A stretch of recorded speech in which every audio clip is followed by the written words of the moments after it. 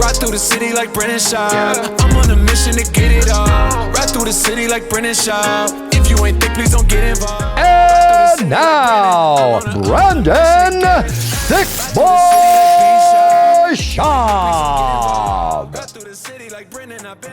Yes, sir. Tuesday, March 10th. It is a lovely Tuesday. How's everybody doing? How was your weekend? Great. How did the kiddos' travel ball games go? Fantastic. Remember, they're kids, so take it easy on those youngsters. Take it easy, man. It is Tuesday. We do the Schaub Show on Tuesdays and Thursdays now, and this week was tough because with all the news, the White House, BMF title, Eddie Hearn, Dana, all the Real Housewives of the UFC drama going on, it's tough for me to wait till Tuesday. I'm not going to lie to you. I don't know if we can keep doing Tuesdays. Your boy gets so much anxiety not talking into a mic, giving my opinions on it. I guess I could have just done it on social, but I kind of saved it for this. But maybe I should switch that up. There is so much to get into. So much to get into. Which business is a booming. Business is a booming when it comes to MMA. For now. For now. I'll say that.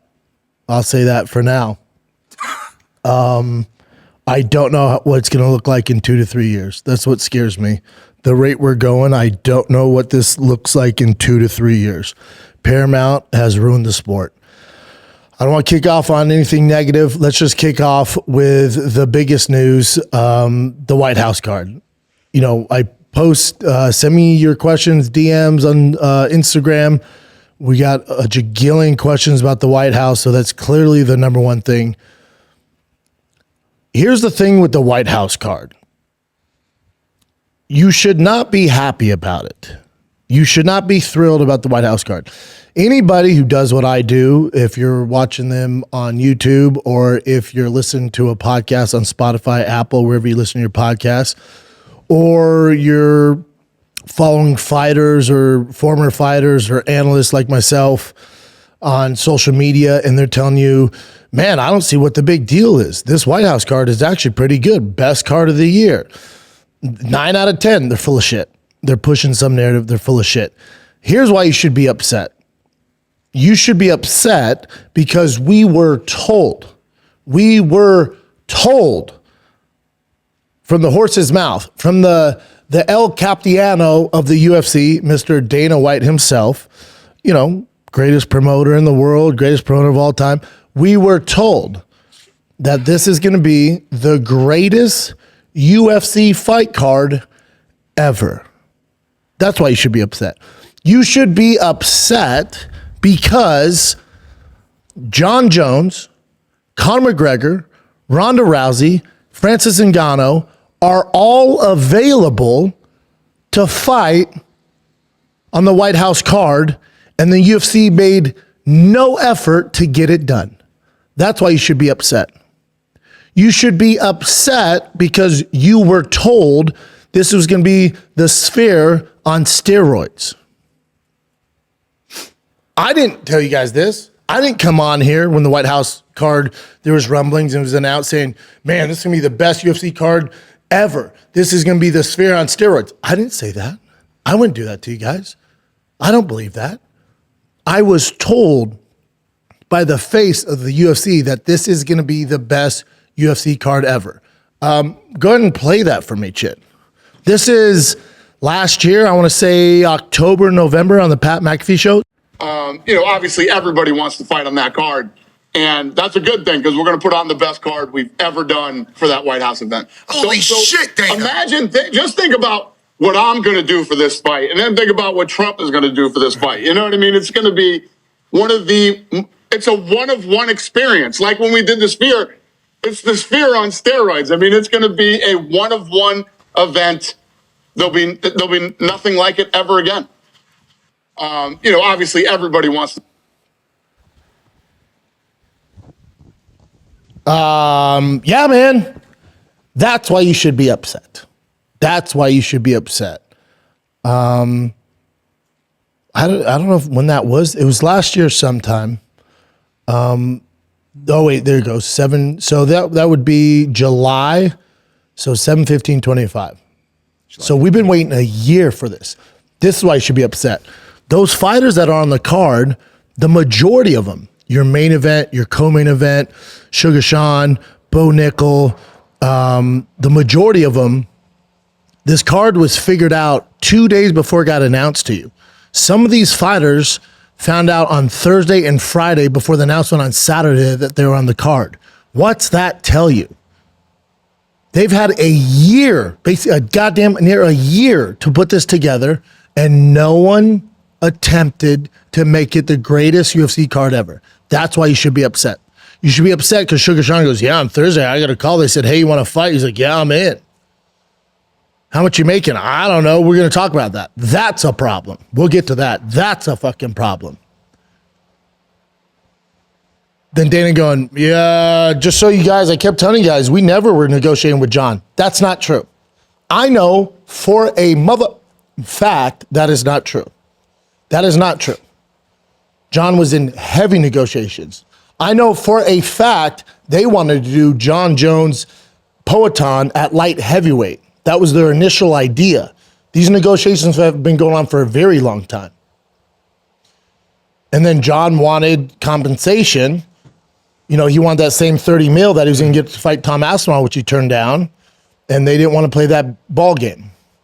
So then you get Poatan Cyril Gane, which, good fight. Good fight. Good fight. I also, not to get on a sidetrack here, this is Cyril Gane's 5th shot at a world championship, man. Quit trying to make fetch happen. Quit pushing him on us. That's how bad the heavyweight division is. This dude's had 5 opportunities to be world champ, and it just doesn't work out. They keep forcing this fucking guy on us. It's just not his thing. Holding belts is not his thing. Get over it, dude. But what else are you going to do? This is the state of the UFC. This is the motherfucking state of the UFC. This is why you should be upset.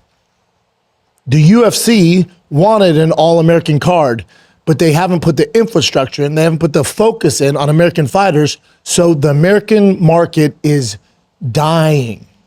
That's why you should be upset. You should be upset that they got to bring in a Spaniard to fucking starch an American as the main event. You should be upset the co-main event is a Brazilian versus a fucking French guy. And those are the 2 best fights on the card. Those are the 2 very best fights on the card. And poor Michael Chandler. Poor Michael Chandler. He's been ranting, raving, White House, he's Mr. Trump, this. Don't get me started on Colby Covington. But, dude, that fucking guy. But, dude, he's ranting, raving, Trump this, Trump that, he's Mr. Trump. Trump's like, I'd love to have him on the card. And the UFC goes, okay, here's Hoofy. Why you gotta do my guy like that? What happened to Conor McGregor? So you should be upset. You should be irate, fam, that the UFC is no longer, and they showed their cards, the UFC is no longer in the business of making big fights. Those days are over, and you should be alarmed. You should be like, oh man, this sucks. This sucks. They're no longer in hunting big game anymore. It's not their thing. They don't have to.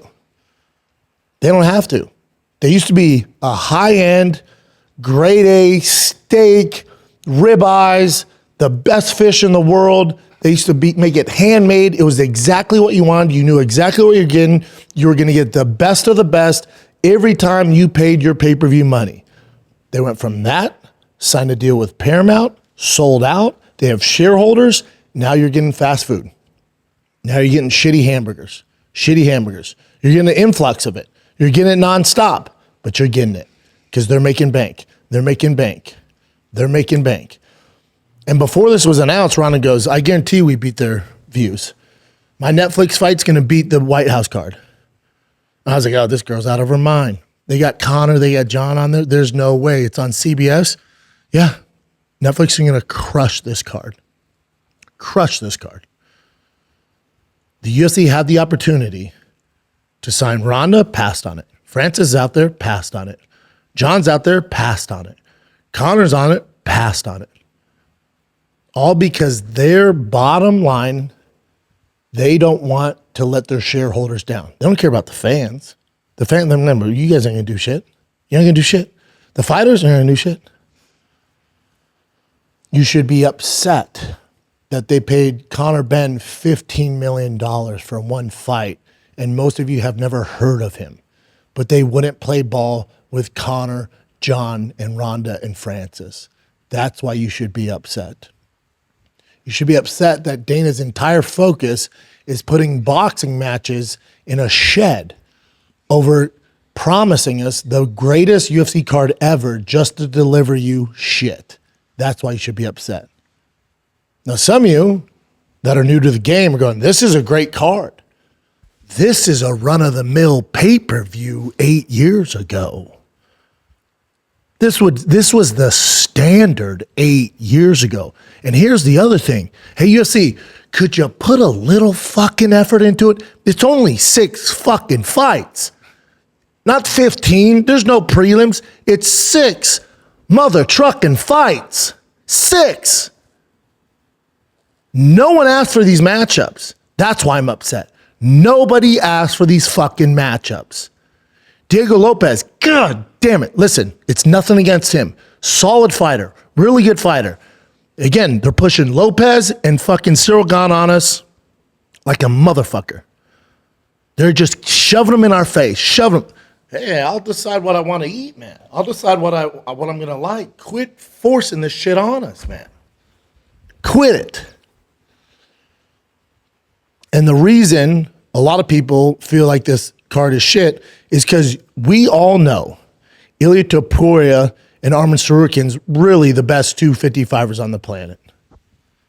We all know that Poatan versus Cyril Gane's not really for the heavyweight strap.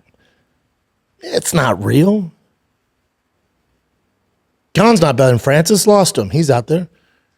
Gane's not better than Aspinall. Oh, but he competed well in 5 minutes. Doesn't matter. Didn't beat him. So you got your champ sitting out there who just signed with Eddie Hearn, which is a brilliant move. You got Francis sitting out there. And then the rest of it, I have nothing against Zahabi. He's a great fighter on a great streak. I don't know a single fucking person who's like, I have to see Sugar Zahabi on White House. What's wrong with Corey Sandhagen? Does UFC just not listen to the fans? Corey Sandhagen, Sugar Sean, you're like, shit, take my money. 2 Americans, win-win. White House card, win-win. Easy. Corey Sandhagen said they never even reached out to him. Let's take a little break here, kids, because this episode of the Shop Show is brought to you by Shopify. Shopify is the commerce platform behind millions of businesses around the world and 10% of all e-commerce in the US of A. They got everybody on board. All the big brands work with them. Dry, Fast, All Gas. I've used them forever. Finding the Kid Shop was operated by them. We've been with Shopify for a hot freaking second. So getting started with your own design studio with hundreds of ready-to-use templates, Shopify helps you build a beautiful online store that matches your brand style. All right? Get the word out like you have a marketing team right behind you. Easily create email and social media campaigns wherever your customers are scrolling or strolling. Best yet, Shopify is your commerce expert with world-class expertise in everything from managing inventory to international shipping. What if people haven't heard about your brand? All good. Shopify helps you find your customers with easy-to-run email and social media campaigns. If you get stuck, listen, Shopify has around-the-clock, 24/7 customer service. We got you, man. See less carts go abandoned and more sales go cha-ching with Shopify and their Shop Pay button. Sign up for your $1 per month trial today at shopify.com/Schaub, all lowercase, SCHAUB. Go to shopify.com/Schaub, all lowercase. That's shopify.com/Schaub. Cha-ching. Never reached out to him. And poor Colby. Colby's been on this Trump shtick for how long? Since 2016? For how long? And you can't get him in there? Apparently, they offered him the Bo Nickel fight, and he turned it down. That's what I. Yeah, sorry. But I'm with Colby. I'm like, goddamn. I know, like shit. Goddamn. I don't get it. I do not get it.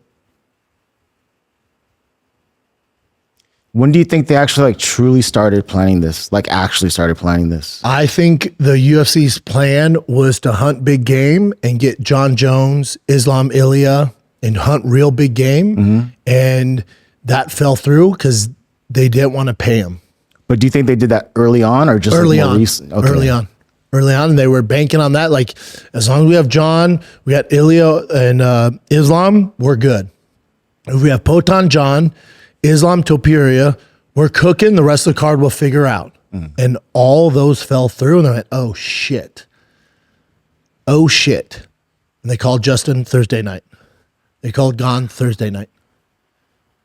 And then Dana was like, we were never negotiating with John. Buddy, why lie? He kind of did a back and But forth. why lie? I don't get it. But why lie? And also, I told you guys this when they did this Tom Aspinall.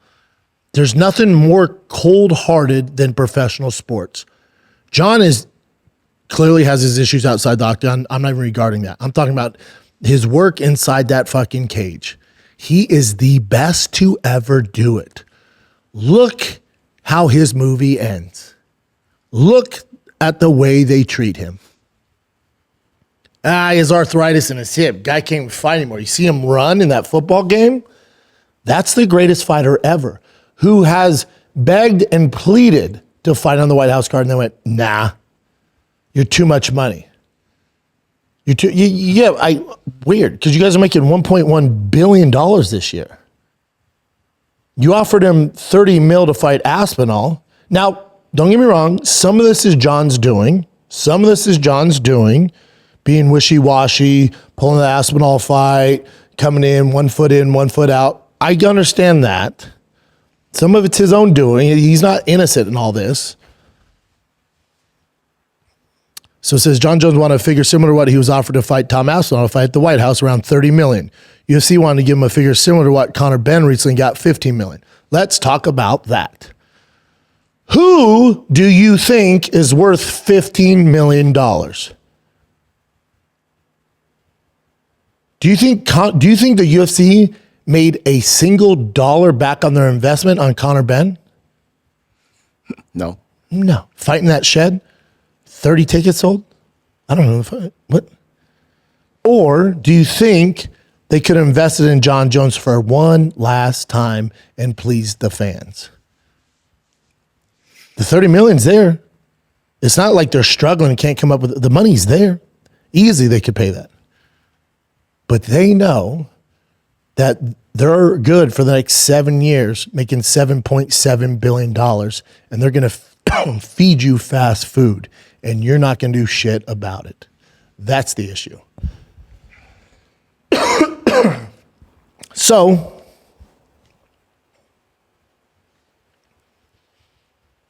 you look at the state of just fighting in general, one of the issues, one of the reasons we're here is because the UFC has claimed the crown. They've put their stake at the top of Mount Everest of mixed martial arts. They're like, we have no competition. We're the only show in town, baby. So we're going to do what's best for the shareholders, not the fans and not the fighters. And y'all are just going to eat it. We have no competition. But they do. Netflix. So Netflix is going, hold on here. Well, hold on here. Francis is free. Wait, Rhonda, they turned you down? Come over here. We'll pay you. Come over here. The issue with this is it's far and few between. You got to be at such an elite level to get there on Netflix, but this is an avenue. So if I'm a John, if I'm a Sugar Sean, if I'm a Poetan, if I'm Tom Aspinall, I want out of my UFC contract. It's no longer the big show anymore. It's no longer the big dog in town. It's cookie cutter. You fight this weekend, people forget about it. By Wednesday, they're on another card. There's no marketing. There's no investment into the fighters. There's really no promotional value anymore. They don't have to do it. It's just spread too thin. It's spread way too thin. It's like if your kid's in travel ball and they have a really good majors team. Let's say it's the 11U majors team. and they start winning games. And they're balling. They win the big tournaments, the NIT tournaments, and they're balling. The coach gets famous from it, and he's a big name in town. And your kid's doing his thing. And then you start off as they pick the 11 best players to represent them. And they're balling. They're putting all the resources. They're putting all the coaching, all the energy into that team, and they start winning. And then the next few years, you start to see there's another team. There's another team. There's another team. There's another team. And there's another team. You're like, oh, well, my kid, my fighter's not getting the attention anymore. No. We're making money. We're making money. We're making money. We're not focused on those 12 special kids anymore. We're focused mainly on the organization. There's 12 teams now. We're making money. There's more profit for us. There's more money in our pockets.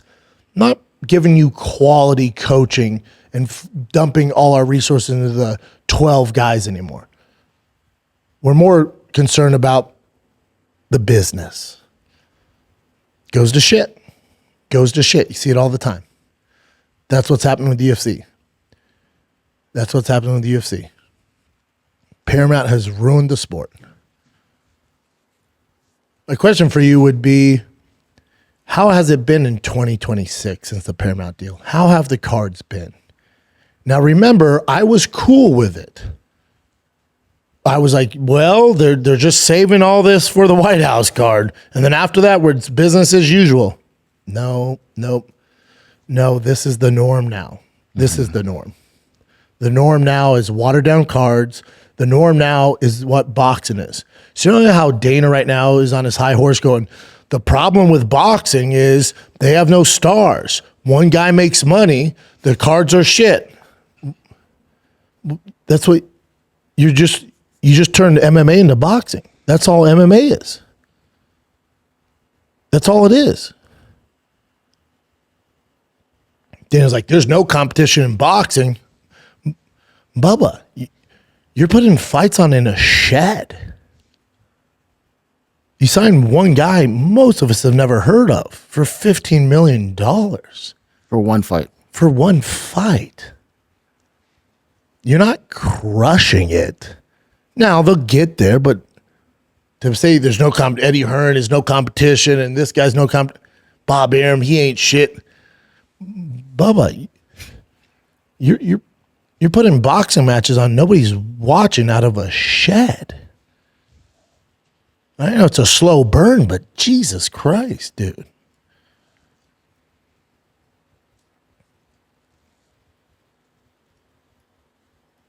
So when I initially saw Tom Aspinall signs with Eddie Hearn, I think I tweeted out right away. My initial thought was like, ooh, this can't be good for his relationship with the UFC. And then the more I thought about it, that is such a boomer take. Why is it boomer take? It's such a boomer take because this isn't the UFC of 2015. 2015, they were cooking. And you didn't want to have issues with the UFC. They're going to make an example out of you like they did with Woodley or Aljo or certain guys, Randy Couture back in the day. If you went against them, you were fucked. That's before fighters really had a voice, their social media.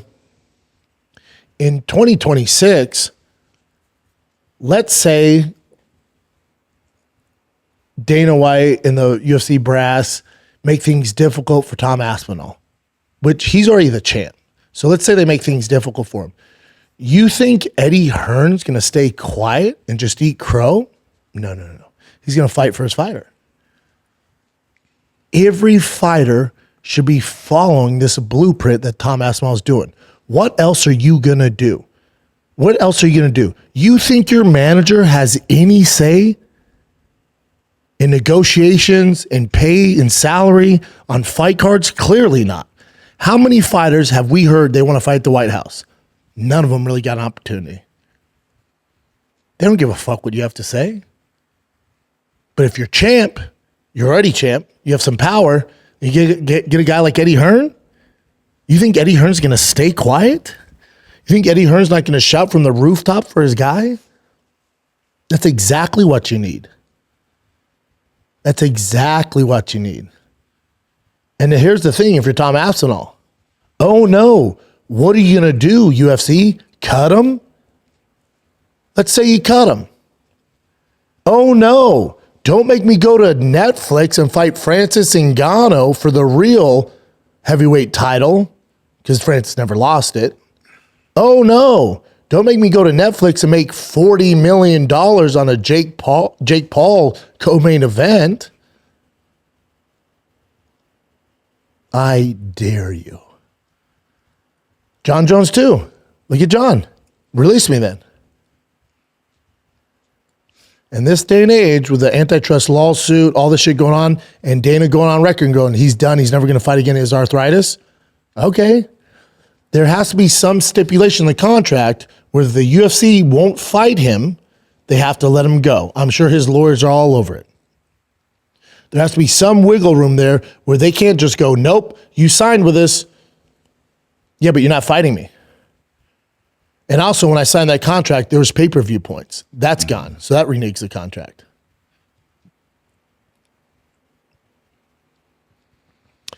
This is Jon's tweet. It's super long, but it's just him basically saying there were negotiations. I know for a fact there's negotiations.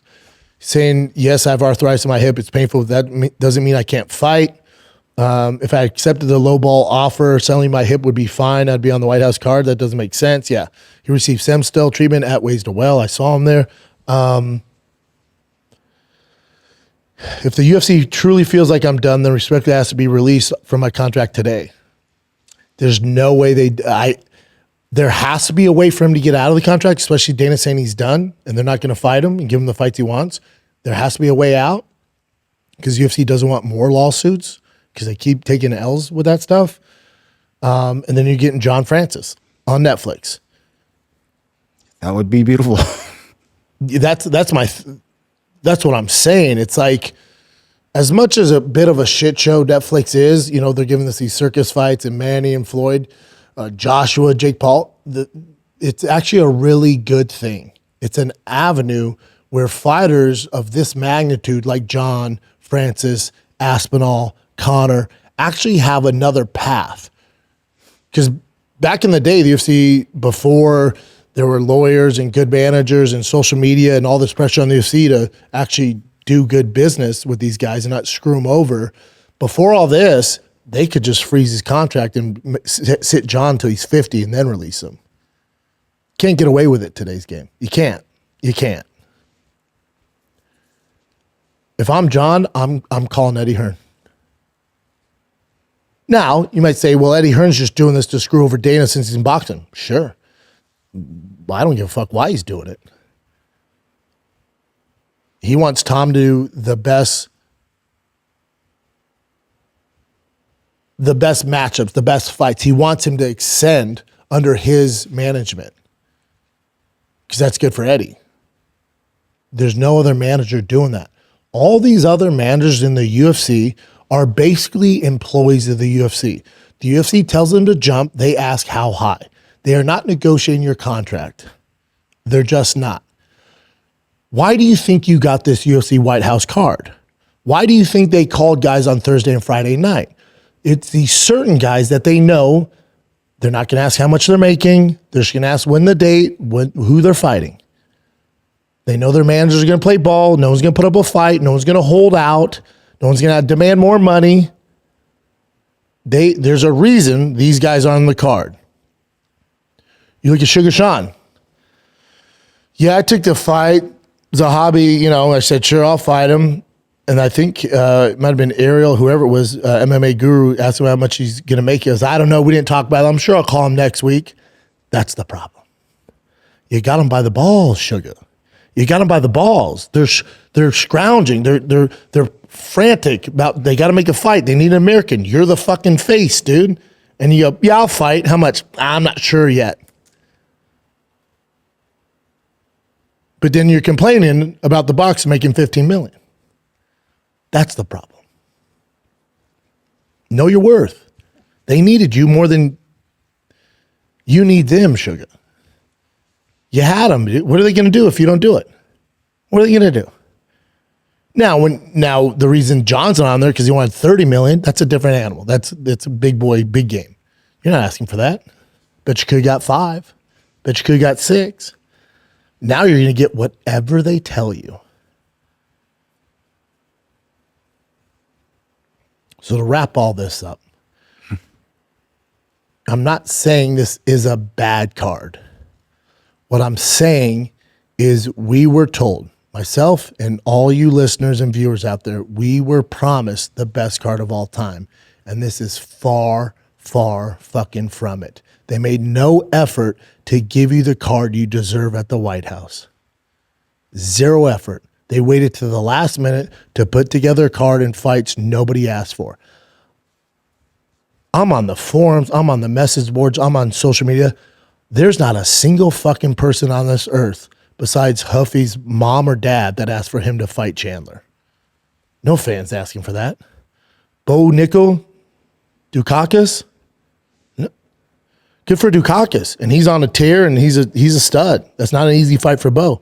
Nobody asked for that. Lopez Garcia, that's a good fight. This is the thing. These aren't bad fights. This is a run-of-the-mill pay-per-view. Yeah, but Poton's going for history. Is he? Is he? So, let's say he knocks out Cyril Gane, which I hope he does. Let's say he knocks out Cyril Gane. Did he beat the champ at heavyweight to become the champion? No. He's lost 4 times in championship matches. He was never champion. Now, it's impressive that Poton's going up to heavyweight and can have success, but he didn't beat Tom Aspinall. He didn't beat Jon Jones. That's historic. So there's going to be an asterisk next to that, but that's the best fight on the card, by far, bar none. Now, some of you will go, well, you're the one shitting all over UFC Nochez at the Sphere, and that card was great. Sure. That card sucked, matchup-wise. Again, we were promised this great card, and the card, matchup-wise, was okay. Again, a lot of you guys are new. You're like, oh, man, we're so fortunate. Boy, you don't know what you're talking about. Now, the fights and the performances is what made it great. The fights and the performances were phenomenal. Phenomenal. And I said that, and I gave it up. Gave it up. Now, what could salvage this White House card, it's going to get hate no matter what. That card's complete shit, by the way. Really? Complete shit. The fights were great. That's what made it great. Not the names. Card's terrible. Terrible. Look at the fucking, get out of here. Get out of my face. They're getting so much backlash because we were promised one thing. We were promised a flaming young, and we got spaghetti.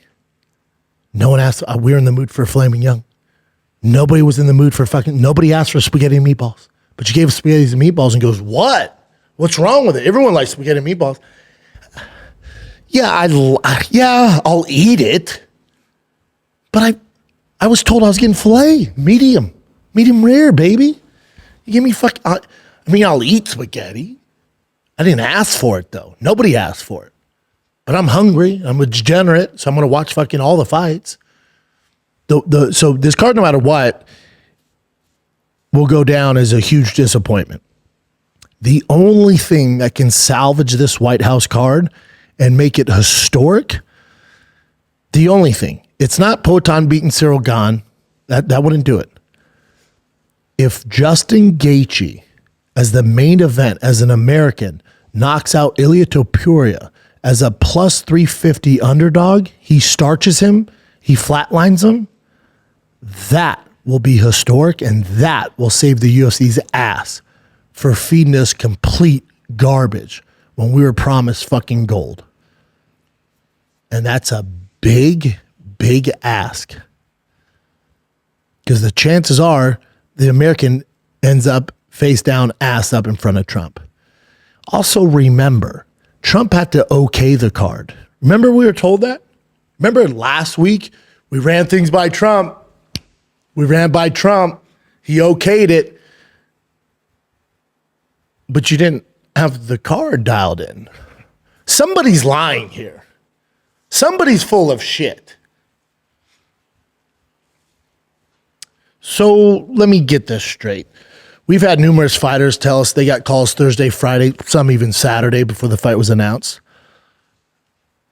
And these fights fell through. Even at the weigh-ins for the BMF title, at the weigh-ins, you see Hunter Campbell and Mick Maynard saying a fight fell through.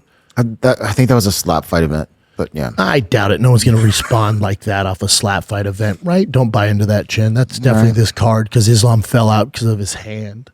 So you have to get the fight okayed by Trump, but you just sealed the fights late Friday and early Saturday morning. Somebody's lying. Also, one of the things the UFC has to tread lightly with is everybody on the card has to check backgrounds. They have to clear the background checks. It could be a reason you don't have certain guys on the card. At whatever road you want to go down on that, whether it's the Islam road, whatever road, Hamzat's not on here for whatever road you want to go down, remember, it is at the White House. So the background checks are stiff. So that could also play a factor into this as well, why you're getting some of the fights.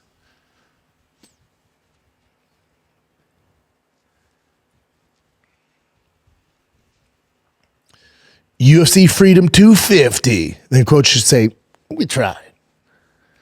UFC Freedom 250. Yeah, we did our best. UFC Freedom 250 for the shareholders. That's what it should be. The shareholders like it. UFC Freedom 250. Man, we're just not in the big fight game anymore. That's what it should be. UFC Freedom 250. Over 1 billion served. That's a McDonald's reference. Yeah. Damn. If they had Jon, I keep saying if they had Jon, it would make up for everything. All you have to do is pay him. Yeah. Don't feel sorry for Jon, though. He made his own bet. He was very difficult to work with. He turned down the Aspinall fight. He dragged Aspinall on for how long? He was in, he was out. They had to do interim belt. They did all this shit. He pulled out of fights previously. Clearly, you know, his outside the octagon antics didn't help. So Jon is not innocent in all this. No, but you can see why Dana was like, buddy. Also, background check. The whole background check's insane. The background check. Yeah. You know? But they've done shitty things to each other, but they had each other's backs too. Like they had Jon's back big time. Remember they switched an entire card to a different place at one point? They were furious at him. Yeah, but they did. So pissed at him. They blamed Greg Jackson for that. Mm-hmm. Yeah, but remember, just 6 months ago, Dana was ranting, raving how great Jon is, the best ever. Remember, nonstop, glazing the piss out of him. Now, arthritis is not very good anyways. He's done. What? Yep. Dana's probably mad at him because this is a slap in Dana's face. I know Dana's a smart dude. I know for a fact when Mick Maynard or Hunter Campbell called him like, all right, we got the White House card. Dana goes, yeah. Did you figure out with Connor? No, we didn't. So did we figure out Jon? No, we didn't get that one either. Oh, fuck, okay. At least we got Islam Ilya. No, Islam, we'll blame it on his hand. He can't do it either. So what are we looking at, fellas? Oh, yeah, Ilya Gaethje. We just called Gaethje. He's in. We got Poatan Gan. Gan said he's in. He's like, okay. Did you get Sugar, Corey Sandhagen? No, we forgot to call Corey. Zahabi's in. Right. Okay, but okay, did you get Nate Diaz, Chandler? Because that's a fun one. The fans be crunk about that. No, we didn't get that one either. Hoofy's down. The Brazilian? Yeah, he's in. He's a huge favorite over him. Okay. All right, but you got Bo Nickel, Kobe Covington. That's a done, signed, sealed, delivered, right? Right? Because Colby's Mr. Trump. Right. No, this one's going to sting. We couldn't come to agreement with Colby either. Really? What'd you offer him? We actually didn't call him. Right. So who's he fighting? You remember Thiccc, who was here a little bit ago? He's on a tear. He's down. Right. And then your fave, we got Lopez, baby. Lopez is always down. Lopez is in, and he's cheap. We got Lopez Garcia. Right. That's a good fight. It makes no sense on this card, but I guess that's a good fight. The day to help the phone looked at his wife, said, fuck. I'm going to take some shit for this one. Yeah. And Trump's like, what the fuck is this? And he's a big John fan too, damn it. John, Chandler, Colby. Him and Colby are cool. Yeah, I mean, they love him for sure. They love him big time. Think of Colby. Yeah. Was doing this shtick for 9 years? I didn't think it was that long, but damn. Yeah, bud. Yeah. Yeah. 8 years. Mr. Trump coming out with the White House flag, talking all that shit all the time for him. And he was like, oh, when they were talking about the White House, he's like, oh, dude, Yeah. I'm in. Let's fucking go. Finally, it's all paid off. No, sir. Yeah. No. Matter of fact, we're not even going to call you. Oh, you know what? Maybe we'll call you Friday night and see if you fight Bo Nickel at 185. The fuck? To get destroyed, basically. That's why you sucks. should be upset. Let me ask you this. If you were Jon Jones, and this is such a historic moment. You fight for 15 minutes. 15, right? And then plus, why else you should be upset. You should be upset that John didn't want to fight. Damn it, John. You should be upset at the White House. You should be upset at the UFC and John. Yeah. All this honey dicking, all this. And nothing came out of it. All the times we've came in here on Monday mornings to talk about John fighting, he's the greatest ever in this, and he's ducking Tom and defending him and all this shit. And what if I told you a year ago he was never going to fight? If I told you a year ago, hey, you know how John keeps ducking Tom? They're going to offer him $30 million. You'd go, he's taking that. He's not. He's actually not. Okay. The White House card, though, dude, they're going to give him a great matchup, dude. This is legacy fight. Poetan, $15 million, White House, main event. He's taking that. He's actually not going to do that either. Oh, what the fuck are we doing then? What are we doing? Oh, you don't want to fight, dude. You don't want to fight. Let's take a little break here. Shout out to my friends at Roe for sponsoring this podcast. Roe Sparks are 2-in-1 prescription treatment for guys who want harder, more controlled erections. Talking about your wiener, boys. They hit the bloodstream fast because they dissolve into your tongue, and getting hard fast means there's less waiting to perform. You don't want to be in the waiting room waiting around, ready to go. After Roe Sparks dissolve, they work in 15 minutes on average. 15 minutes. Plus, Roe Sparks' dual action formula stays active in the system up to 36 hours. No, you don't stay rocked up the whole time. When you get aroused, you're able to maintain it. All right. Roe connects guys with medical providers 100% online, and if approved, treatment shipped directly to their door. If prescribed, new sexual health patients get $15 off their first order of Sparks on a reoccurring plan. Connect with a provider at ro.co/Schaub to find out if prescription Roe Sparks are right for you. That's ro.co/Schaub, SCHAUB, for $15 off your first order. ro.co/Schaub. Spark is compound drug product. Compound drugs are permitted to be prescribed under federal law, but are not FDA approved and do not undergo FDA safety, effectiveness, or manufacturing review. For full safety information, go to ro.co/safety info. ro.co/Schaub.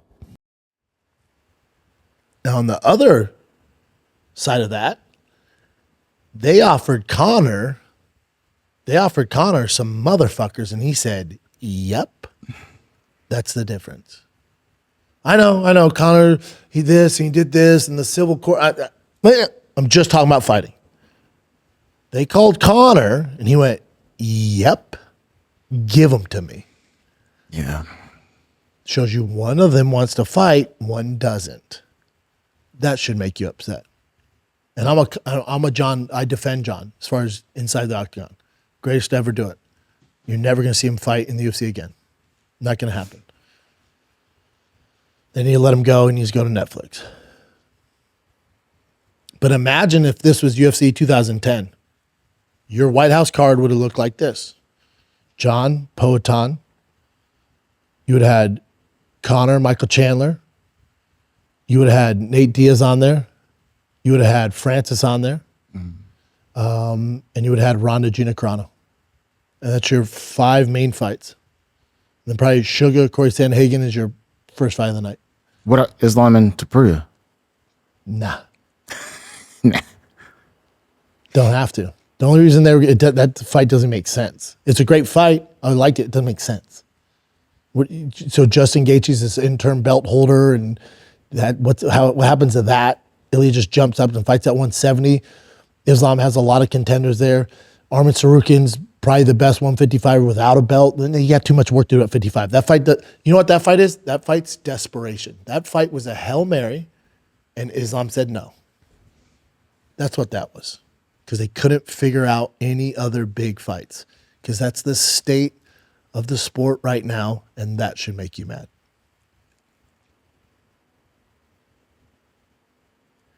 Now, as the card gets near, again, it's a good card.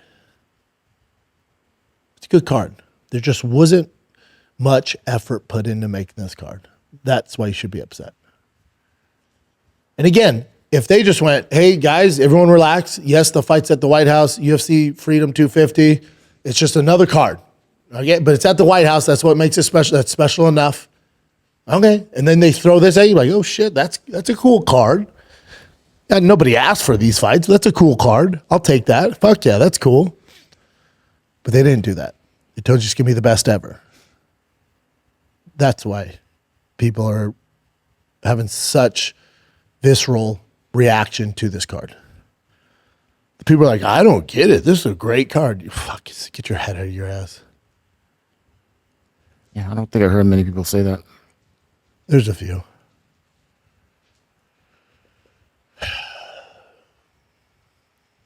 What else you got, Jen? All right. This is the first video we're going to look at, I guess. This is Again, this is why you want to sign with Eddie Hearn. What other manager could talk like this? This is wild. Play this. and this is in Ariel Helwani's studio. Yes. What pisses me off, Eric? When they do an interview, I come on here and I speak to you live, right? Yep. For an hour or whatever. Have I ever contacted you and gone, all right, you can only ask certain questions. You have to send it through to me before. And this is what annoys me is they're doing it. Dana's doing interviews with UK outlets, and they're telling them the questions they're allowed to ask. That's insane. And they're asking to see the interview before it even goes out. Where Muggins here is just sitting in an airport lounge with Cole McGuigan in my face for 50 minutes. Like I don't even know what I'm saying. I'm just telling you the truth from here. So it's like I'm listening to these guys asking questions, and it's like no one's pushing him. No one's really actually asking him any serious questions.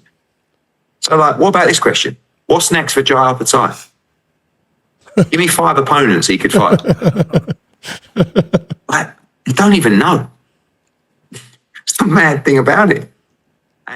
But no one really asks any proper questions. And all it is a huge machine that you can't actually get close to and ask the real questions. So like, if I'm on Media Row, I'm asking a question. If Tom Aspinall is driving more revenue to a pot than Conor Benn, why is he making 10 times less money? Can you answer that? Because if there's ever a conversation with us, I can sit down and say, hold on a minute, look at the money that's in a pot for this Tom Aspinall fight. How on earth can you pay him that as main event? And they will say, sorry, mate, it's in his contract. And then we go from there. The hero we didn't know we needed. He's 1,000% correct. So again, and Luke Thomas points out, This is why when the organization talks about it's a commitment to free speech, you have to understand precisely what that means. It's free speech if you ask the questions they've requested you to ask. That's not free speech. That's them controlling the narrative so they don't have to answer for some of the horrible business practices and the low fighter pay. It's not free speech in any facet. It's the exact opposite. That's like killing off all your enemies and then going, okay, who has a question? No, because the people that aren't in your pocket or that have issues with what you're doing can't ask the questions. That's insane. That's not free speech. And the only way you get a media credential is if you play their game. That's the furthest thing from free speech, even though that they market as that, all this stuff. Eddie Hearn's doing the Lord's work. Dude, I'm telling you, he's going to be such a significant person to make some changes in this game because he has the power. He's not motivated by money, or he has it. He's not motivated by being buddies with Dana. He doesn't need it. For the first time ever, you have somebody who's just as big as Dana, just as powerful as Dana, just as rich as Dana, representing fighters going, wait, hold on. Yeah, I pay boxers. You're in boxing. I pay boxers. But I'm looking at Tom's contract. I'm looking at Tom's reach. I'm looking at the eyeballs Tom brings in, and he's making a fraction of what you've paid these guys. What's going on here? How do you answer for that? Let's see if they even let him get to that point. But again, what are you going to do? Cut Tom? Do it. Do it. Look at Francis. He's made more money in 2 fights than any UFC fighter collectively besides Conor McGregor. He fumbled the bag. He's fighting Fear and he's fighting this guy. Okay. It's prize fighting. Main word, prize, money. He's made more money than the entire roster in 2 fights.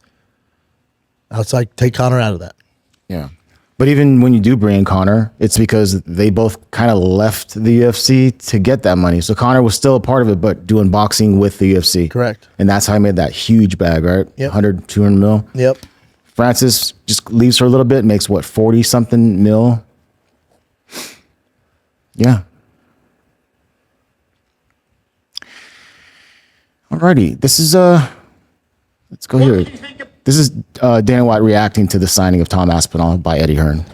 That news, and what do you make of that decision? We don't have any issues with Eddie. They can get whoever they want to represent them. Tito Ortiz used to represent people, and we got it done. I'm surprised. So it doesn't seem like he's pissed off, totally pissed off, but He's saying that. It's a different game, though. When Tito Ortiz represent people, it's a different time. It's just a completely different time. They're not going to be able to get away with the antics and the bullying like they used to. They're not. You're not going to bully Eddie Hearn. What's this?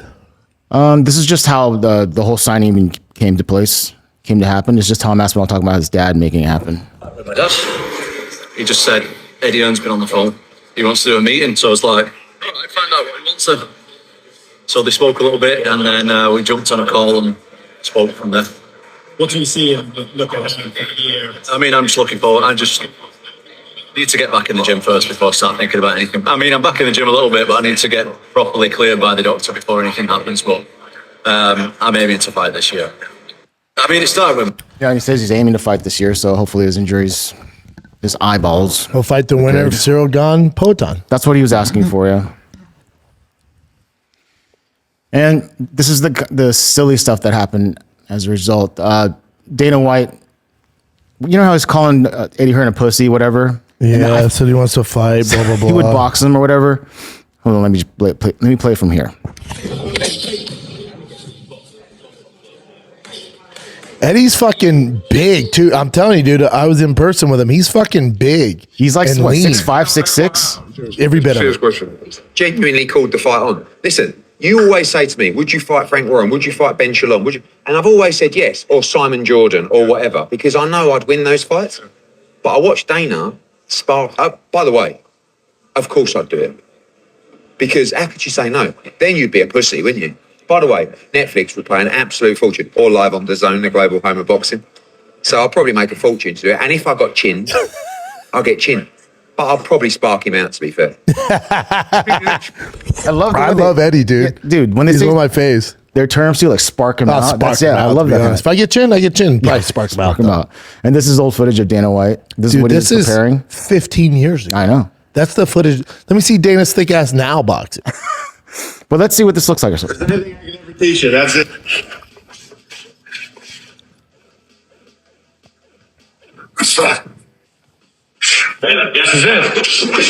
is. There you go.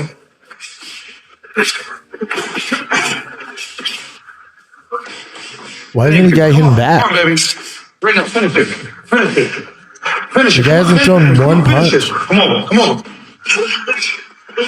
Punch back him. Punch back him. There you go. Now he's getting lit up. I gave him what I had. I did my best, and I feel good right now. Yeah. Listen, I don't want to see either of them fight. It's so silly when we talk about this stuff, but I think Eddie would beat him up. Oh, without a doubt. Yeah.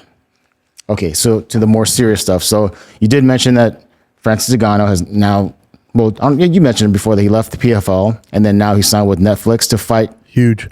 Philip Leans, though. That's the only weird thing about it. Yeah. I mean, he had a good record in the UFC. Not the most yeah, exciting fighter. Brazilian cat. Again, it's not so much if people go, oh, Francis fumbled the bag. No. It's what's available as far as free agents, heavyweights go. And it's not so much the competition right now for him. It's the amount of money he's making to fight that competition. Yeah. That's why this is important. It's also important that they're setting this up. It's another avenue for these guys to make life-changing money. That's why you want Netflix to do well. Mm-hmm. Well, he'll say something here, which I'll ask you a question about, but let's just play. And thankfully, they put subtitles because it's kind of hard to hear what he's saying. Understand what I mean? Hey guys, rumors are true. I'm joining the Rusev Escarano MMA fight for Netflix. I'll be entering the cage to fight Philip Lins from Brazil. MVP is the promoter, so who knows? Maybe this means I'm one step closer of knocking out Jake Paul too.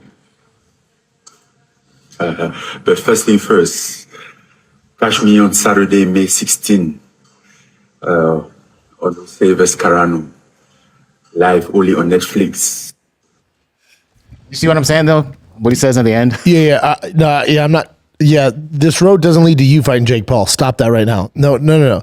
This road leads to you fighting Jon Jones or Tom Aspinall getting out of his contract fighting Tom Aspinall. That's what we want to see. And again, okay, so let's say Jon doesn't get out of his contract, Tom doesn't get out of his contract, and Francis fought Anthony Joshua, Tyson Fury, Philip Lins live on Netflix, one of the biggest fights ever, made more money than any UFC fighter has made, especially UFC champion, and then fights Jake Paul. Mm-hmm. Fellas, ladies, he's made more money than anybody in UFC history. Just fighting in the UFC. Or what about Conor McGregor? I'm not talking about that. I'm talking about as far as straight fighting the octagon to straight fighting Anthony Joshua, Tyson Fury, Jake Paul, Philip Lins. He's making more money than all of them. Not even remotely close. And more people are watching his fights than any UFC fights. He's won. Any moron that says he fumbled the bag doesn't understand simple math. Yeah. It was by far the best choice he could make. What else is he going to do? How's the heavyweight division in the UFC right now? It's a fucking shit show. Is he going to stick around for that, making 600, 700,000 with no marketing, no promotion? Fumbled the bat. What else you got? No, but the one thing that was odd about the Jake thing is like, remember he was too proud to fight him for the first fight, you know? Notice. Yeah, but you know, his reasoning was like, yeah, you know, it's just I need, you know, real competition, nothing like that. But then now, of course, it's all about money. That's the reality. Yeah, I'm sure they lowballed him because on 2-week notice, he's like, nah, get the fuck out of here. This is also interesting too. So the George Polas, he finally did sign with RAF to do the rematch with Arman Tsarukyan. Remember they wanted to do in Saudi. That one they were going to do in Brazil or wherever the fuck it was. They were going to offer him $1 million something bucks. 2.6 mil. That's wild. But that's why I need to get into wrestling. Giorgio said that I didn't believe it. That's why he couldn't do it. He doesn't believe they have the money to pay him that much. That's fair. Yeah. So I'm like, why? I know RAF will. That's fair. Yeah. That's fair. Yeah. It's dicey out there. I get it. Good for those boys. Good for dude, Giorgio. Wrestling came out of nowhere. Good for them, dude. I celebrate this, man. When's the last time we were talking about wrestling like this? RFA is fucking awesome. RAF. RAF, yeah. Let's take a little break here because this episode of the Schaub Show is brought to you by Progressive Insurance. You chose to hit play on this podcast, smart choice. Progressive loves to help people make smart choices. That's why they offer a tool called Auto Quote Explorer that allows you to compare your Progressive car insurance quote with rates from other companies. So you save time on research and can enjoy savings when you choose the best rate for you. Give it a try after this episode at Progressive.com. Progressive Casualty Insurance Company affiliates not available in all states or situations. Prices vary based on how you buy. Progressive. Pluto TV has thousands of free movies and TV shows. I swear. If I'm lying, I'm dying. This is the mindset. Free. This is the mantra. Free. This is the mindset. With movies like Interstellar, Dreamgirls, and Gladiator. Are you not entertained? And TV shows like Survivor, SpongeBob SquarePants, The Fairly Odd Parents, and Ghosts. Pluto TV is always free. Huzzah! Pluto TV. Stream now. Pay never. Let's see. Go back to that. Was that my point with fucking Poatan? Look at this. The Poatan fight will be Cyril Gane's 5th title shot in 5 years. Quit trying to make fetch happen, dude. What happened? Fetch. Oh, Fetch. From Clueless. Super old school, dude. Super chick movie. But this girl kept coming up. She kept saying fetch, fetch. And like, quit trying to make fetch happen. She's trying to make it relevant, trying to make it work. This isn't working. It's not his thing. Championship belts aren't his thing. God damn it.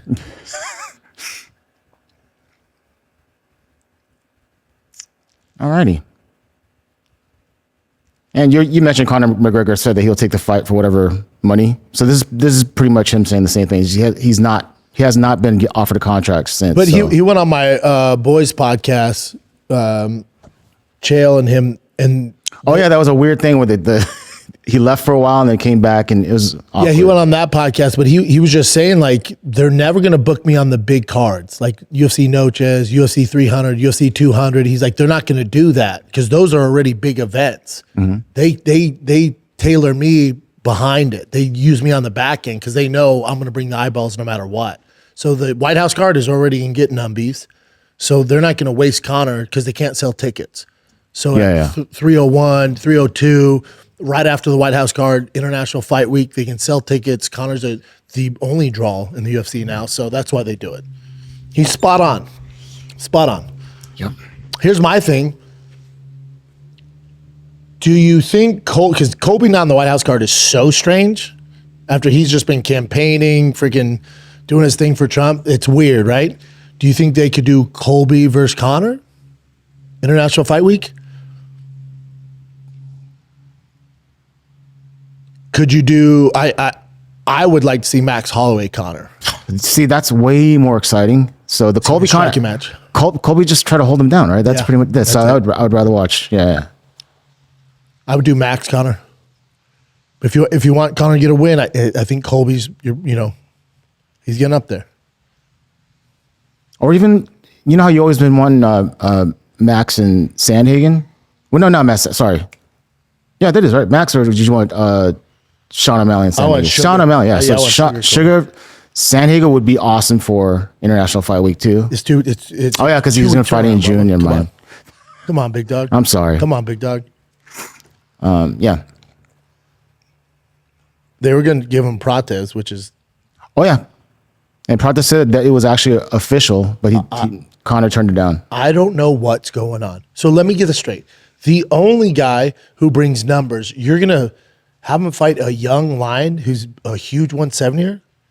The fuck are you guys doing, dude? Yes, but it'd be exciting. What's the rhyme and reason behind it? There's excitement. That's it. No, Conor's being an underdog. You want the guy to lose? Then what are you going to do? Does anyone fucking think over there? I'm coming in hot today. Yeah. I mean, how much more do you think Conor has? UFC. I love the UFC. I bleed fucking Bob O'Reilly. I love the UFC.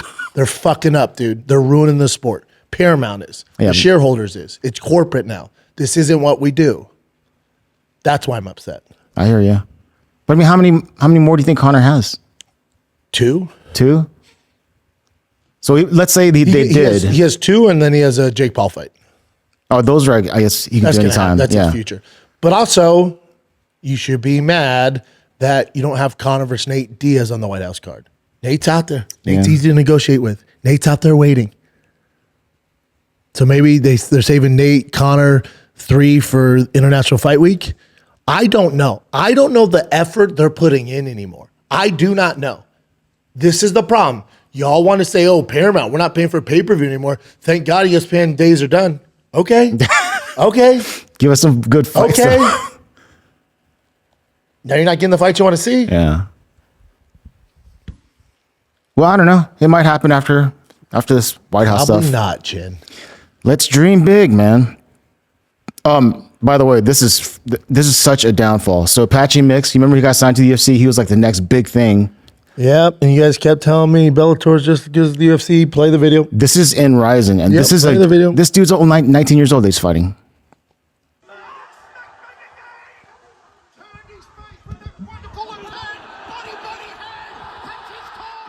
You hear the passion in the announcer's voice? You hear the fucking passion? That's what we're missing. That's what we're missing. You hear the crowd? You hear the passion? Yes. And the fights? And this is in Japan. Turn on the motherfucking prelims from last weekend's card and tell me that's the same product from even 5 years ago. That fucking complete trash of prelims. No heart, no hustle, no gameness. Announcers are coasting it, and everyone's fucking in cruise control. We're at 10,000 feet in cruise control.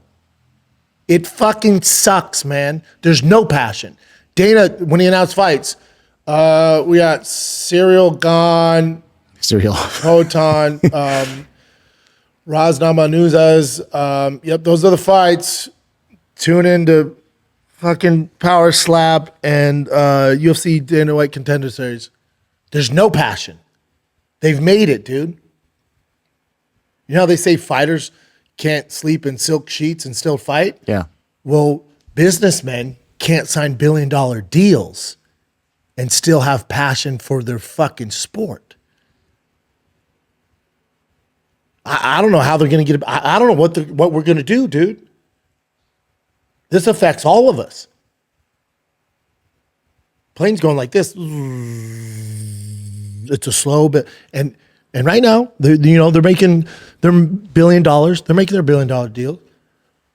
If say we just get this trash, these terrible prelims, Dana's coasting it in, everyone's kind of coasting in, the fighters aren't really scrapping, everyone's playing it safe, you got wrestlers galore, you got this shit, you got boring fights, you got main events that are crazy mismatches so they end fast or it's grappling bullshit.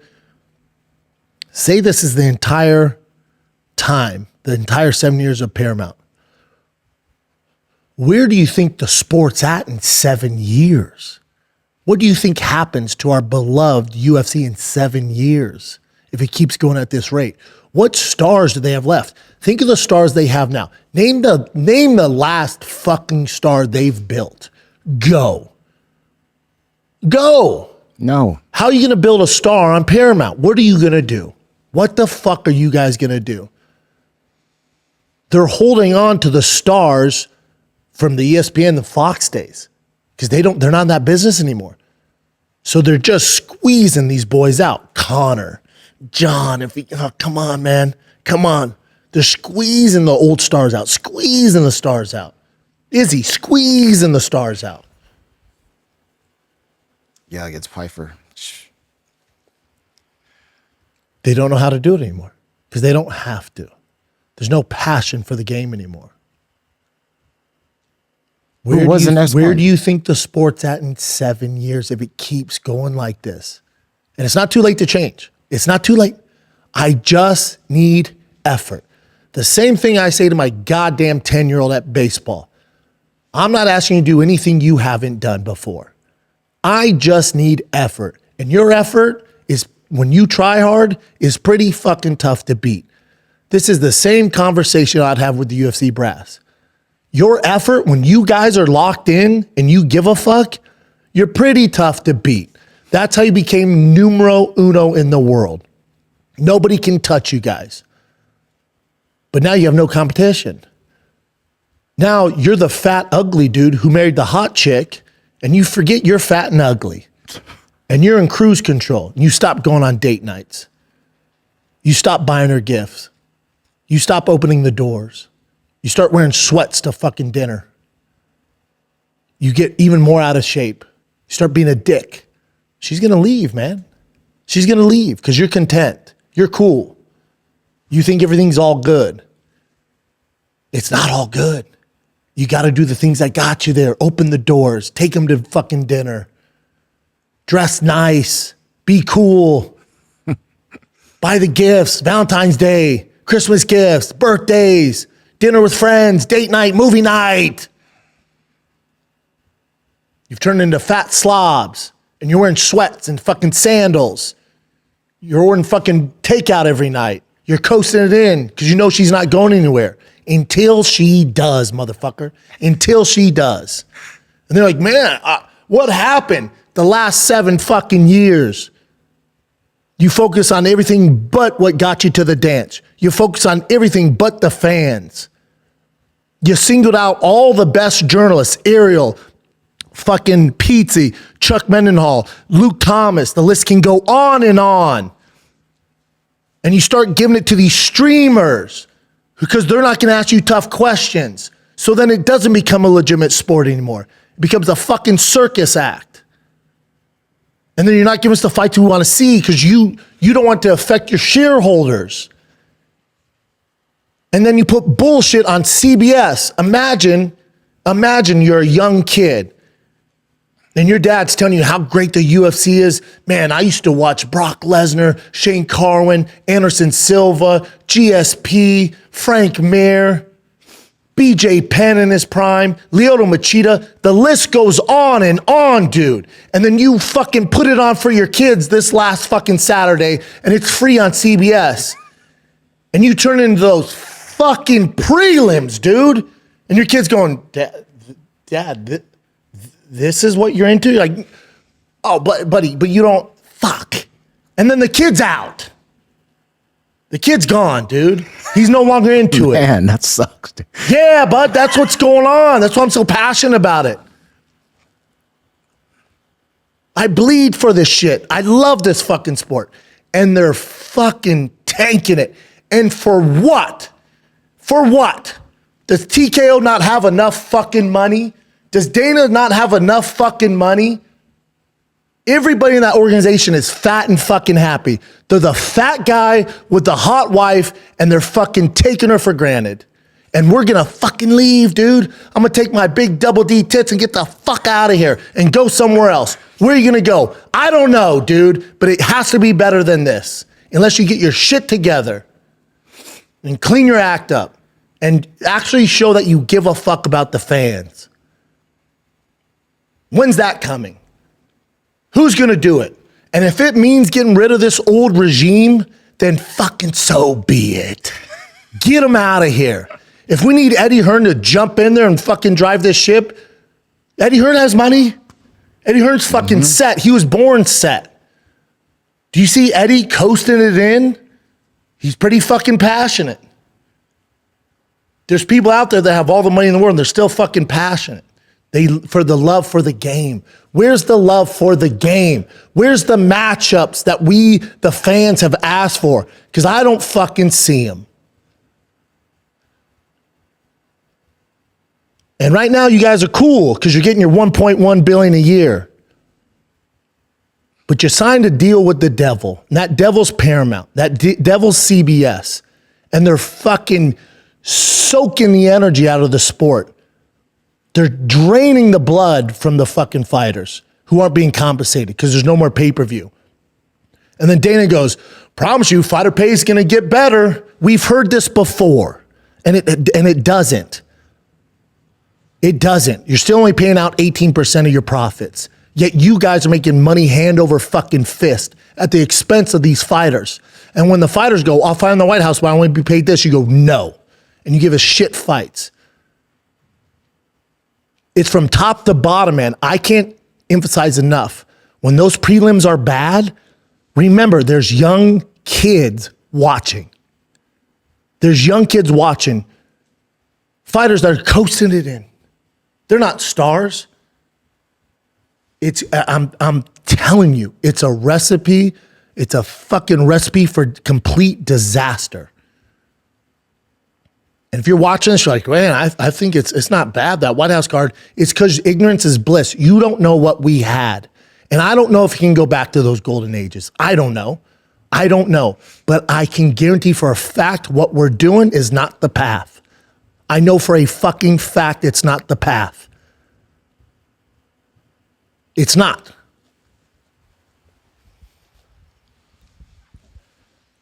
Mm-hmm.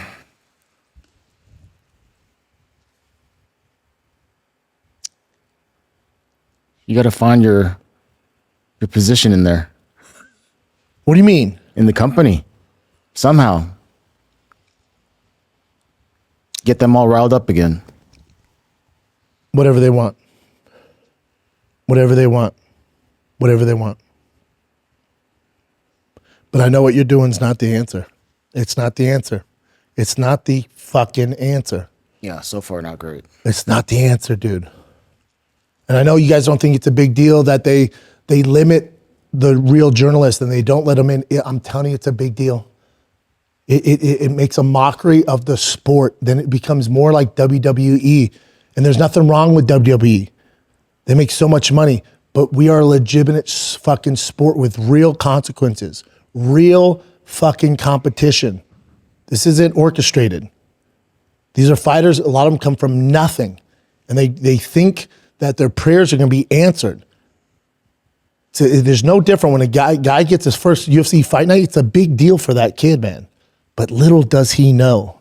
Little does he know. His chances of making real money is less than 1%, Bubba. 1%. You don't tell these fighters that. You don't tell these kids that.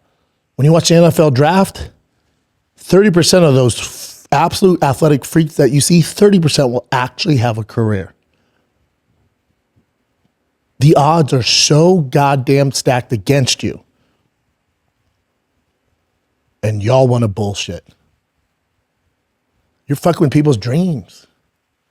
And y'all want to bullshit. Okay. And nothing's going to happen because the shareholders are fat and happy. People, these shareholders don't even watch the UFC. These shareholders, if you said name 3 fighters currently on the roster, they couldn't do it. And that's who they're trying to please. That's mind-blowing to me. Because the hardcores, they're going to start to leave, man. They're going to leave. And you're nothing without the hardcores. You're nothing. They are the lifeline of this sport. Through all the bullshit, they stay on course until they don't. Is that it, Chin? It's up to you. You want some more? You good? Let's go to fan questions. All right. All right, let's go to some of these fan questions. Fan questions. Kenneth _Cruz _ Longtime fan. Brian's eyelids creep me out. Yeah, I hear you, dude. Me too. Anyway, do you think the BMF title is more for the fans rather than just trying to get a W? I understand if Charles Oliveira was fighting for Undisputed, but a BMF, we got to put a show on, dog. Do you agree? I do. I do. It's tough because I put myself in Charles' shoes, and it's like coming off some losses. The Topuria knockout was bad, right? So he's like, all right, my best chance to win is grappling. But the thing is, you did sign up for the BMF. My issue with the BMF is it's a fake title, right? The UFC made it up just because casuals like, oh, title's on the line, but they don't realize that it's a fake title that Dwayne "The Rock" Johnson made up. So it's a weird one. It's fun. Don't get me wrong. It's fun. And the guys do get paid more when they fight for a BMF title. So I celebrate that. But I think that kind of went into Max's game plan too, is he was like, oh, it's not your typical fights for the BMF. We're just going to stand toe to toe, see who falls. So I get that. But Charles is like, nah, man, I'm trying to get a win. So I get the backlash. Even I was like, come on, dude, at least stand up the last 30 seconds and go toe to toe. So I get it. I get why he's getting backlash, but also as a fighter, it's the smart thing to do. It's a smart thing to do. BMF is a weird thing too, because if you remember Masvidal versus Nate Diaz, like Nate got ragdolled in that fight. Like there's 10-8 rounds in that, so it's like, he's like, I'm the true BMF. It's like, yeah, kind of, so the whole BMF thing is weird. I wouldn't be mad if it went away. Also BMF, baddest motherfucker, you'll hear guys talk about this. For the baddest motherfucker, there should be no weight classes. Yeah. So you'd have a 55er versus a 70, a 55 versus 85. The commissions aren't going to clear it, but baddest motherfucker, there's no weight classes. Yeah, that was the true baddest motherfuckers in UFC back in the day. Alrighty. By the way, Charles, he kind of looked at this fight as like, did you see how he was crying? His dap, it meant so much to him. So that's why he probably really just wanted to he was like, no, I'm doing whatever it takes to win. I get it. Yeah. I get it. But again, BMF, there's expectations. Like the White House card, there's expectations. If it's just a fight, we're like, shit, Charles looked great. No one's saying anything. BMF, there's expectations. Yep, I agree. I didn't set those expectations. Dwayne "The Rock" did. Mike_Ezekiel. Do you think the UFC is losing its luster because Dana is less involved, and as much as the fighters love Hunter, he just doesn't have the same effect Dana did? Yeah, there's only one Dana. So the less engaged Dana is, and it's been proven over time, the less effective the UFC is.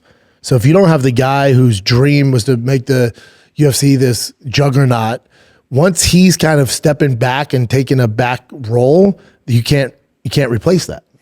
So, and we're suffering from it. And there's nothing wrong with Hunter. I don't know his background, but there's nothing wrong with Hunter. Fighters love him. He seems like a good dude. But, Dana's special when it comes to that stuff. When he's engaged, Dana's special. Yep. Rome to Room. What's next for Holloway now? Patty versus Max? Oh, I'm not mad at Pat. I didn't even think about that. Patty versus Max is a great freaking fight. That's not a bad idea. International Fight Week. That'd be cool. I like, now you say it, my man. I like Max versus Connor or Patty versus Connor. Patty versus Connor is fucking numbies. That's a good fight. Yeah. But then you always mention Connor versus Patty. That'd be like, that's what I'm saying. Yeah. Connor versus Patty. Yeah. I wouldn't consider Patty into this equation, but Connor Patty is the fight we didn't see coming. But y'all acting like we're going to get the fights you want to see. No more. John.Perkins.904. What's up, bud? Oh, there it is. Schaub, misspelled Schaub, all good. What do you think is the reality behind Jon Jones' arthritis? Do you think this is a large contributing factor to Dana keeping off the White House card, or does the UFC just not trust Jon? Arthritis has nothing to do with it. It's an excuse. It's a money issue. The UFC, as Rhonda said, they're in the business of putting on as many fights as they can and maximizing shareholders' dollars, not the fighters. So arthritis is an excuse. They wanted Jon. They couldn't come to agreement because he was asking for too much. That's all this is. The arthritis, 6 months ago, he had arthritis. They were saying he's the best ever and he's this and shitting on Tom Aspinall. He had arthritis 6 months ago. So it was an issue then. It is now. So it's just an excuse. Love the show. Love following a fellow baseball dad. First year as a head coach myself. Nothing better, dude. Kiddo played last night at 5 o'clock. Bosty had 3 in the park home runs. Oh, nice. He's a monster. I love it. There's nothing better than coaching little kids. Mike _ Rodro, RODRO. Do you ever think that the White House card could recapture the magic that was UFC 300, or was it impossible task to catch lightning in a bottle twice? No, that's my thing, right? I talked all this shit about UFC 300. I apologize because the performances were great. I'm talking all this shit about the White House card because of the expectations that the El Capitino, Dana White, put on it. But that being said, you could capture lightning in a bottle twice if Justin Gaethje knocks out Ilia Topuria. That's a huge if, but if he does, we're going Sizzler. K Watts 94. Hey, Brendan, longtime listener, rocking the dad life too. My question is Dana losing his power to put on massive cards as they've had so long to put on the White House card? Dude, facts. Also, Dana coming out saying Jon was never considered for the card. Is Dana trying to keep face with the UFC? Yes and yes. So first question, is Dana losing his power to put on massive cards as they have had so long to put on the White House card? Yeah, listen, I don't think it's a matter of Dana not having the ability to put on the cards. I just don't think he cares, to be honest. They got their money. They don't have to do this anymore. They're not big game hunters anymore. They're cool shooting the little does down here to keep everyone fed. By fed, I mean the shareholders. So it's not that he can't do it. They have the money. They have more money than ever. They have the resources. They had communication with Jon and Connor and Nate and all the boys. They just don't want to big game hunt anymore. That's all it is. He can do it. He still has the skills. He's the best ever, but he just doesn't want to do it. That's all it is. Also, Dana coming out saying Jon was never considered for the card. Is Dana trying to, buddy, I know for a fact that they were in negotiations. I'll put it like that. I'm not going to out anybody. I know for a fact. Brett Woolston. How has the youth sports scene been in Austin compared to SoCal? Oh, not a fake question. Okay. How has the youth sports scene been in Austin compared to SoCal so far? I know the weather can be tough at times. Weather ain't the thing out here. The winters suck out here, but it's very short.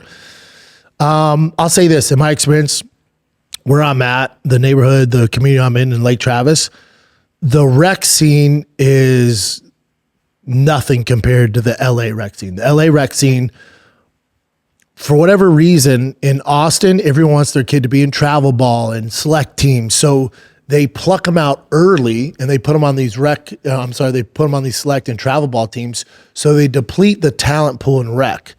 So doing that, you have first-time coaches, bad coaches, coaches that don't have a background in sports, and you have all the talent is playing select and travel where it's way too soon for them. Most of them aren't even travel ball caliber players, but their parents have egos and want them to play there. So then rec suffers. In LA, it was not like that. You would have rec, you'd have really good coaches. The kids would stick together. So you do like Calabasas versus Woodland Hills or Sunrise versus this team. And so there were boys that stuck together and they're all really good rec players. And then from that rec league, you'd make an all-star team. That all-star team in the summer would play some, travel ball. Like we'd go to Santa Barbara and compete there. But then we'd go back to rec and everyone would be on their own teams and be good competition. We don't have that here for whatever reason.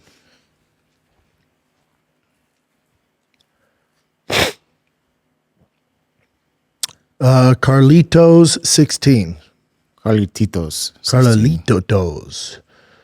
Why are we getting shafted on the White House card? Money and effort. I don't think they tried very hard to give you the card that we deserved, and they didn't want to pay the money. Pretty simple, but sucks. This is from Clyde on Wednesdays. Fun name. Do you plan on accepting grappling challenges from these recent influencers who seem to like poking the MMA bears? I know I'd love to see you wrap up some of these goons just to humble them and get views, respect, and process. Then have Callan give him the C Bubba interview afterwards. Much love. I'd be down. They don't really come my way. Dude, we got to hit them up. That would be freaking amazing. I'm not going to call anybody out. No. If they came my way, I'd be down. All right.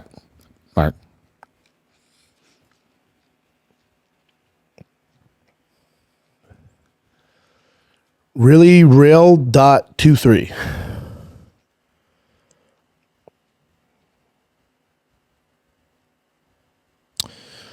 Fan question. Good morning, boss, husband, and father. Don't have to speak on this on the podcast, but can you see yourself collaborating with Ariel? Not sure where you guys stand, but haven't seen any negative comments lately. All positive.